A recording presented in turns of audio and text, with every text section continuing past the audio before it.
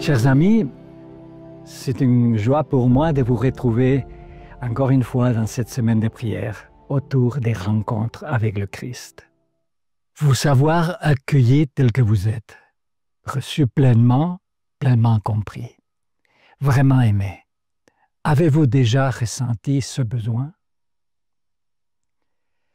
Le vagabond qui rôde sur le chemin, lui, il le ressent. Il se s'est exclu du monde des vivants, mais il ne s'est jamais résigné à cesser de rêver. Tous le traitent comme un mort-vivant, mais lui, il refuse d'abandonner l'espérance de sortir un jour de l'inframonde parallèle dans lequel on l'a reclus. Envers et contre tous, le lépreux s'échappe parfois des territoires des condamnés à mort pour s'évader, ne fût-ce que quelques heures, dans le monde des vivants.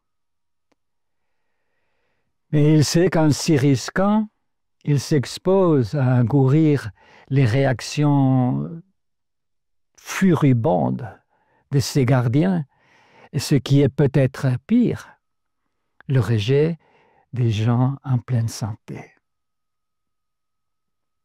Lorsqu'il n'en peut plus, il sort avec 1000 précautions du ghetto des lépreux et déambule comme un spectre aux alentours du village, loin des sentiers fréquentés, en essayant de garder ses distances pour éviter de croiser le regard des promeneurs qui de loin se détournent avec dégoût de sa pauvre personne.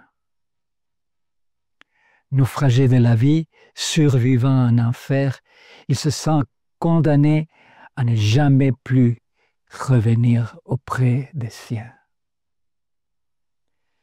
Tout a commencé avec ces étranges taches blanchâtres sur son visage, ses mains, ses pieds, qui se sont transformées en pustules, puis en plaies. Pendant tout un temps, il n'a pas voulu croire que cela pourrait lui arriver à lui, mais il n'a pas pu cacher indéfiniment ses lésions, confirmées par la réaction des siens. Et le jour fatidique est arrivé où il a été forcé de se rendre à l'évidence d'être incontestablement lépreux. Jamais il ne pourra oublier le regard d'horreur mêlé de soulagement que ses voisins ont posé sur lui à son retour du temple, avec la terrible bénédicte du prêtre en apprenant que l'infortune de la malédiction de la lèpre était tombée sur lui et non sur eux. À partir de ce moment, tous ont cru deviner sur son visage le symptôme de la faute, ces marques de péché qui allaient inexorablement se multiplier jusqu'à le détruire complètement par d'indélébiles morsures. À partir de ce moment, il ne s'est plus jamais senti en paix, ni avec Dieu, ni avec le monde, ni avec lui-même.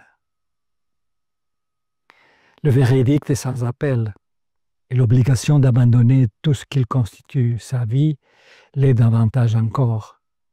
Exclu à jamais de sa maison, de sa famille et de son peuple, il est condamné à déambuler dans le cimetière des lépreux. Depuis lors, il doit assumer, bien qu'il ne le comprenne pas, que ce qui affleure sa peau est une malédiction. Le verdict du temple constitue le point de non-retour qui sépare l'avant et l'après de son histoire. Cet événement marque le dernier jour de sa vie à lui et le premier d'une existence parallèle, angoissée, dans laquelle il a cessé d'être lui-même pour devenir un lépreux de plus. Un lépreux, quelqu'un de plus étranger à lui-même qu'un inconnu,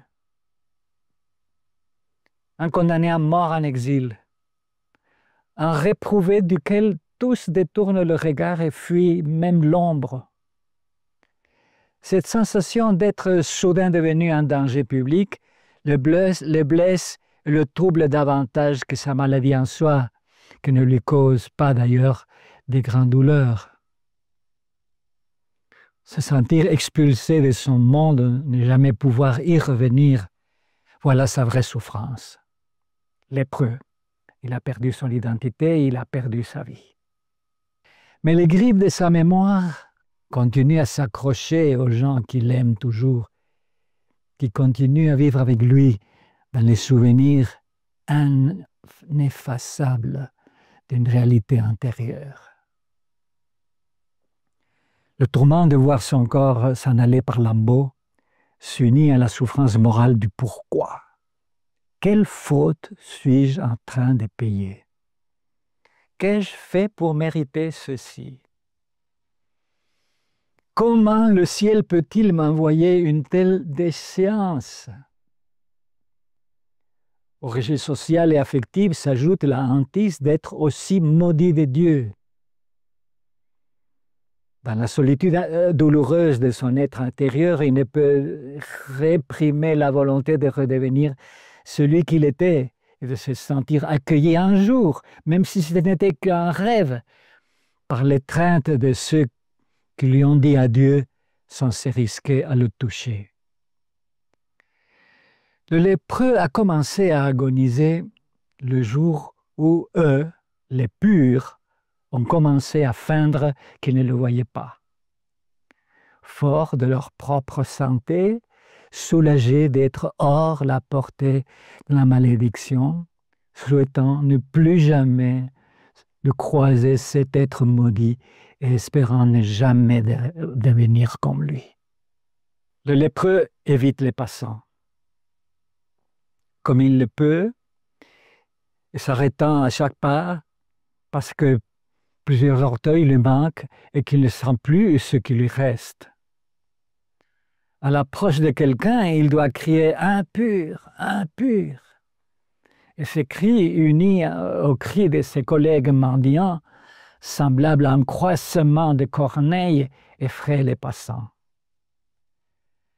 Parfois, d'une monture ou d'un char, quelqu'un leur lance une boule, un quignon de pain sec avec les restes de repas que les chiens ont boudés.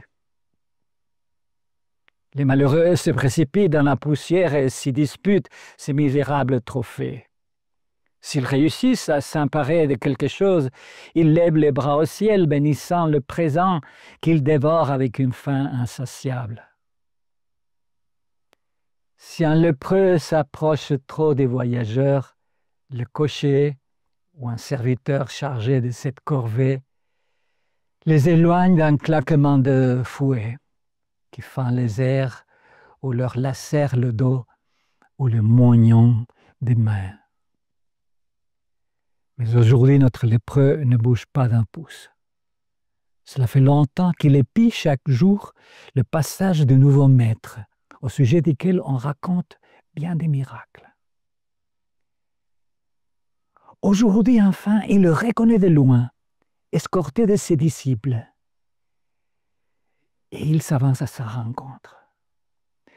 Le malheureux a ouï dire que Jésus a tenté de purifier le temple de la présence sacrilège des marchands, mais il n'a jamais entendu dire qu'il purifie les chemins des lépreux qui s'y aventurent.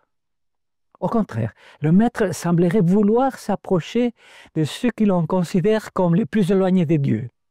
Les marginaux, les brisés, les abandonnés, les oubliés, les maudits. Les gens perdus suscitent en lui une singulière tendresse. L'éventail est large. Des gens dont le corps ou l'esprit ne fonctionnent plus bien. Des gens particulièrement détruits. Des gens qui, coupables ou non, pour une raison ou l'autre, ne respectent pas les règles juives de la pureté.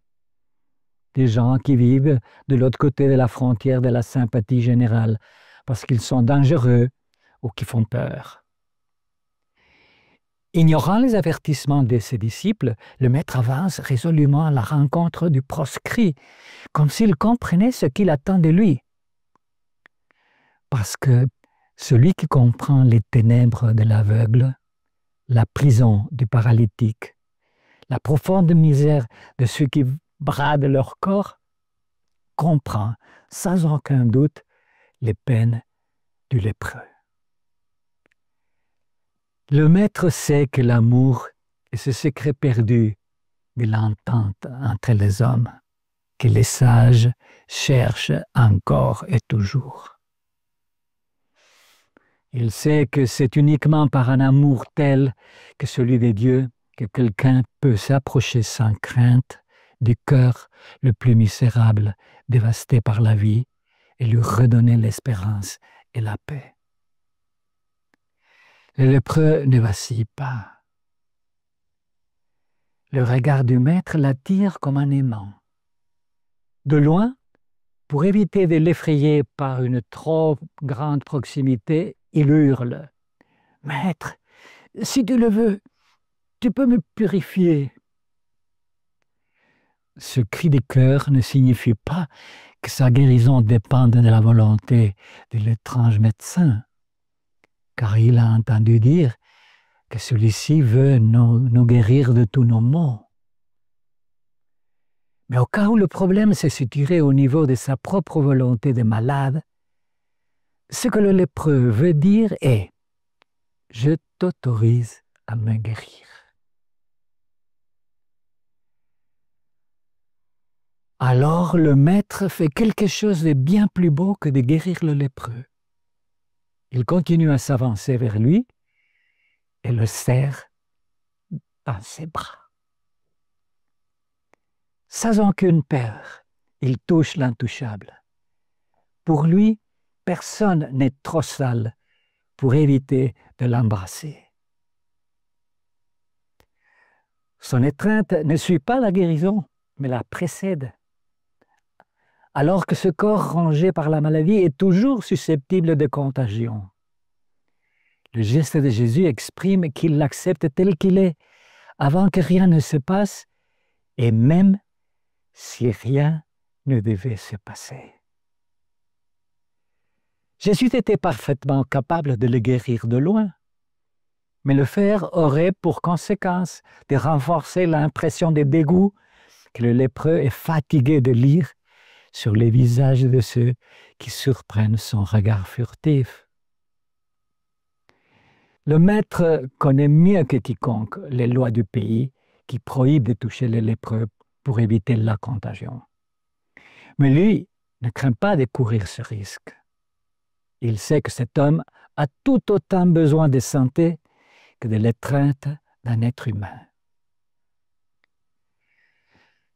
Peu de besoins sont plus impérieux que celui de se sentir accepté, de se savoir accueilli, aimé et d'être embrassé.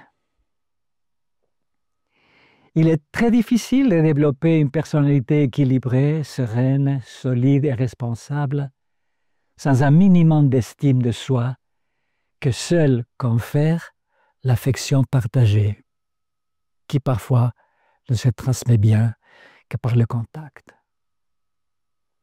Voilà pourquoi Jésus ne se limite pas à guérir le lépreux, mais l'envoie remplir les exigences légales pour sa purification, d'après Lévitique 14, 1, verset 32, afin qu'il puisse être réintégré sans problème dans la société et dans son entourage. Il cessera enfin d'être un marginal. Il redeviendra un citoyen libre. Il trouvera enfin l'accueil dont il rêve. Serrant contre son cœur le certificat qui atteste sa guérison, il court chez lui pour reprendre la vie qu'il a été contraint à abandonner. Enfin, il redevient lui-même. Lui-même, pas vraiment, car touché par la grâce, il comprend qu'il est devenu autre, qu'il est plus libre qu'avant, que Dieu le veut libre et que la paix de se savoir accepté par Dieu surpasse toutes ses autres joies. Cher ami, te sens-tu, toi aussi, rejeté? Quelle est ta lèpre? Sida, cancer, Covid, quoi encore? De quoi as-tu honte? De quoi te sens-tu coupable? Laisse le Christ s'approcher de toi te prendre dans ses bras, te transmettre son amour et te donner sa paix. Celle-ci est ce soir notre prière. Amen.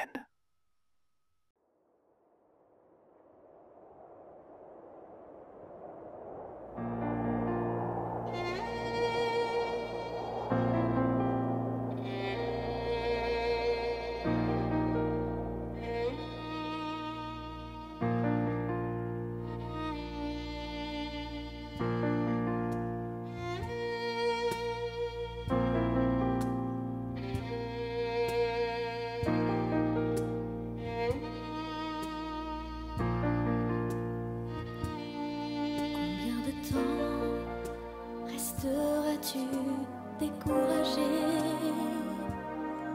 Relève les yeux au-delà des difficultés. L'homme trop souvent regarde ce qui est visible, mais toi choisis de croire au Dieu de l'impossible. Ne pense plus à ce qui est dans le passé, car l'Éternel va faire une chose insoupçonnée. Elle grandit déjà, ne la voyez-vous donc pas? Un chemin dans le désert, un fleuve dans la solitude. Il reste encore des bénédictions pour toi. Dieu ne t'oublie pas, il fera réussir tes voies. Tous tes besoins, il promet de les combler. Persévère encore et confie-lui tous tes projets. Alors persévère encore et confie-lui tous tes projets.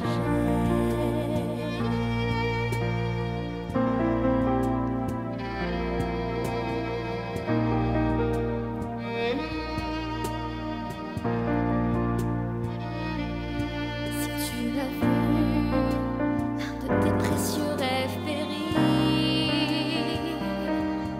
retrouve espoir, car l'Éternel ne peut mentir.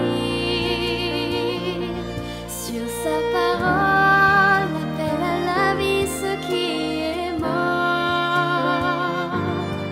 Il rétablit la splendeur au lieu des cendres. Il reste encore des bénédictions pour toi. Dieu ne t'oublie pas, il fera réussir tes voies.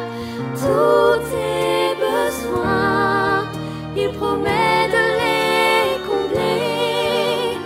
Persévère encore et confie-lui tous tes projets. Alors persévère encore et confie-lui tous tes projets. Il reste encore des bénédictions pour moi. Dieu ne m'oublie pas, il fera réussir mes voies. Tous mes besoins, il promet de les combler. Je persévère encore, je lui confie tous mes projets. Alors je persévère encore, je lui confie tous mes projets. Je persévère encore, je lui confie tous mes projets.